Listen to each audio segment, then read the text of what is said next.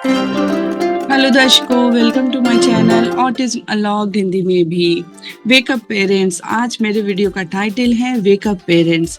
आप सोच रहे होंगे कि मैंने ये टाइटल क्यों रखा है।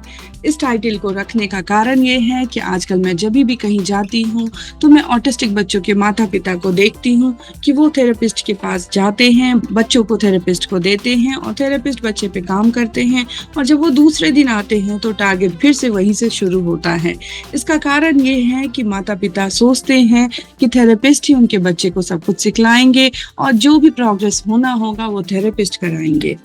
इनफैक्ट बहुत सारे थेरेपिस्ट भी ये माता पिता को कहते हैं कि आप घर जाके इसे रिवीजन करवाएंगे या घर पे भी इसकी प्रैक्टिस कराएंगे, लेकिन माता पिता को ये लगता है कि जब हम थेरेपी करवा रहे हैं तो हमें काम करने की क्या ज़रूरत है। यही कारण है कि बच्चों में प्रगति की गति बहुत धीमी हो जाती है और जो चीज बच्चे 1 महीने में सीख सकते हैं उसको सीखने में 3 से 4 महीने लग जा रहे हैं, और इस बात को माता पिता समझ नहीं पा रहे हैं। यही कारण था कि आज मैंने सोचा कि आज मैं इसी टॉपिक पे वीडियो बनाऊंगी कि वेकअप पेरेंट्स, प्लीज पेरेंट्स आप जाग जाइए, क्योंकि आपके बच्चों की प्रगति की डोर हमेशा आपके हाथ में होनी चाहिए।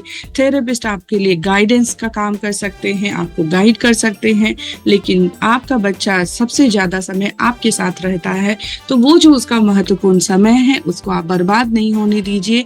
उस पर काम करते रहिए और काम करने से ही सफलता मिलती है। इससे रिलेटेड बहुत सारे आर्टिकल्स मैंने पढ़े और बहुत सारी चीजें जानने की कोशिश की।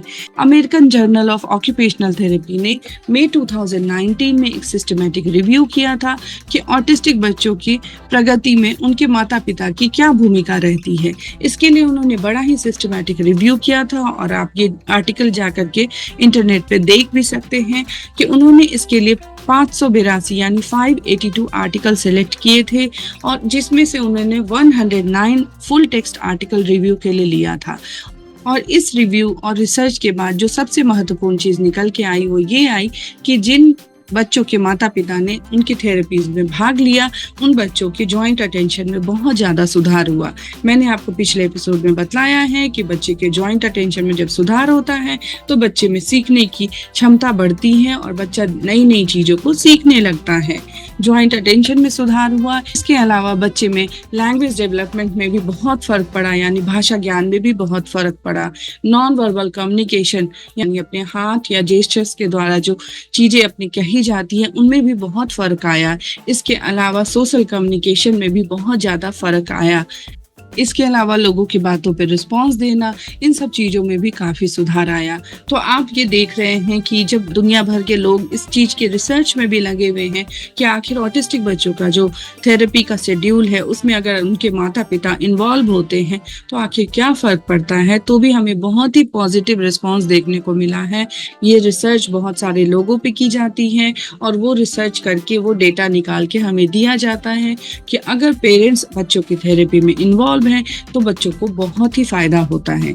इसीलिए मैं आपको हमेशा कहती हूँ कि भले ही आप थेरेपी एक गाइडेंस की तरह से लें, लेकिन काम आपको ही अपने बच्चे पे करना है, और आप अपने बच्चे पे काम करेंगे तभी बच्चे में प्रोग्रेस बहुत ही अच्छी तरह से आएगी।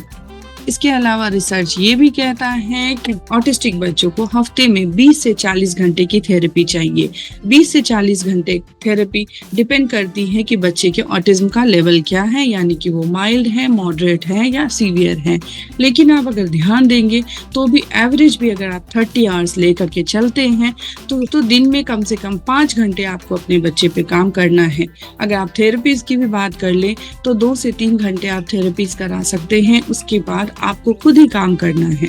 ये सब चीजें इसलिए बतलाई जा रही हैं कि अगर आप थेरेपीज लेते हैं और घर आके सोचते हैं कि अब आपको कुछ भी नहीं करना है और ऐसे ही प्रोग्रेस हो जाएगी, तो मैंने बहुत सारे बच्चों को देखा है कि ये प्रोग्रेस नहीं हो पाती है, क्योंकि वो 1 घंटा 2 घंटा जो है उनके लिए काफी नहीं होता है। जब हम घर पे बहुत ही सिस्टमैटिक वे में काम करते हैं तो ही बच्चे में फर्क आना शुरू होता है।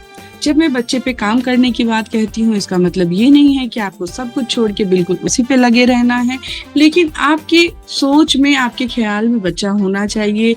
जब भी आप कुछ कर रहे हैं तो आपको सोचना है कि कुछ ऐसे तरीके हम निकालें जिससे कि बच्चा उन सब चीजों में इन्वॉल्व हो सके और बच्चे को हम खेल खेल में बहुत सारी चीजें सिखानी शुरू करें। और जब भी हम खेल खेल में सिखाने की बातें करते हैं तो बच्चे के लिए प्ले थेरेपी सबसे ज़्यादा कारगर साबित होती है।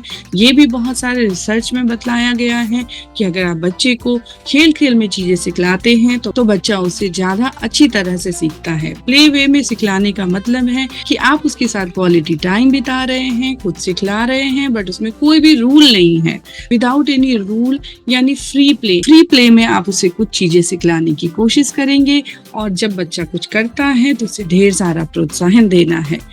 ये तो बात रही रिसर्च की, लेकिन कभी अगर आप अपने परिवार या अपने पुराने समय याद करेंगे तो आप देखेंगे ये जो फ्री प्ले कहा जा रहा है वो ये कहा जा रहा है कि आप अपने लोगों के बीच में क्वालिटी टाइम बिताएंगे और जब बच्चा आपके साथ रहेगा तो बहुत सारी चीजें वो सीख पाएगा।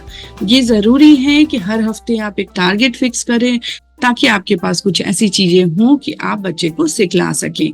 लेकिन आपको अपने बच्चे पे हमेशा काम करना है।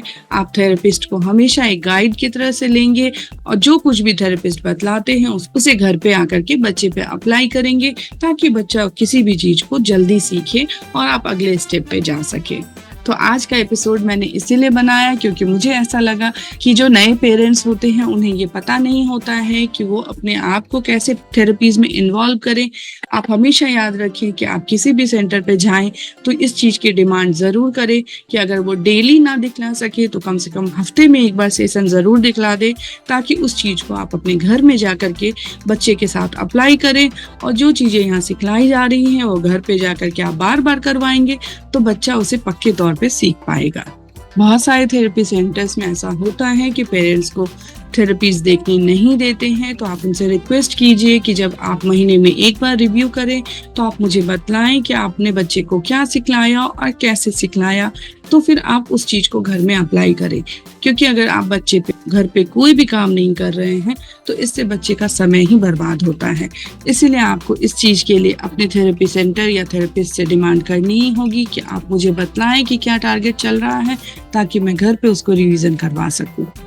और मुझे ये लगता है कि जो भी जेन्युइन थेरेपी सेंटर हैं या जेन्युइन थेरेपिस्ट हैं वो ज़रूर ये चाहेंगे कि बच्चे में जल्दी से जल्दी डेवलपमेंट आए, क्योंकि उनके पास बच्चों की बहुत लंबी वेटिंग होती है। तो ऐसे में वो खुद ही चाहेंगे कि बच्चे की प्रोग्रेस जितनी जल्दी होगी उसकी थेरेपीज की डिमांड कम होती जाएगी और नए बच्चों को चांस मिलेगा। तो आशा करती हूँ कि मैं जो आपको समझाने की कोशिश कर रही हूँ वो आप समझ रहे होंगे और बच्चे की प्रगति की डोर हमेशा आपके हाथ में रहे ताकि आगे भी बहुत सारे चैलेंजेस आपके सामने आए तो उसको आप हैंडल करना सीख सकें, ताकि आगे भी बच्चे के साथ अगर किसी तरह के चैलेंजेस आते हैं तो उसको आप खुद हैंडल कर सके। क्योंकि हमेशा थेरेपी नहीं चल सकती है, एक समय के बाद आप ही बच्चे की गाइड बन के खड़ी होंगी या खड़े होंगे। इसीलिए बच्चों के माता पिता आप प्लीज जाग जाइए और अपने बच्चों पे खुद से काम करिए। गाइडेंस की तरह थेरेपी को लीजिए, लेकिन आपको काम करना ही होगा, तभी बच्चे में प्रगति आएगी। So thank you so much for watching and thank you so much for joining my channel. Please like and subscribe my channel to get all the updates. Thank you.